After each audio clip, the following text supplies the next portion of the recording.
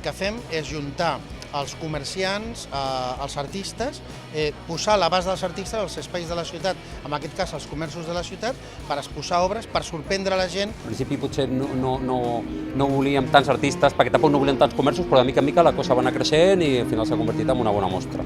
És una proposta per convidar a la gent que ve de fora a Viladecans, que no coneix Viladecans, a visitar la nostra ciutat.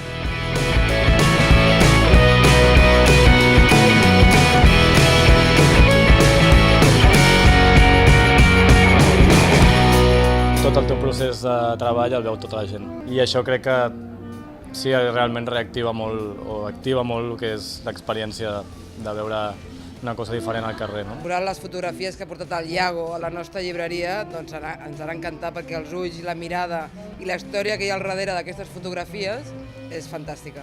Amb una galeria només va un cert determinat públic, ¿no? En canvi el comerç i el carrer pues, és una manera d'arribar a tothom. Aparte de descubrir obras de arte, vas a descubrir también rincones de Viladecans que a lo mejor hay mucha gente que no los conoce, ¿no? Y que no los ha visto.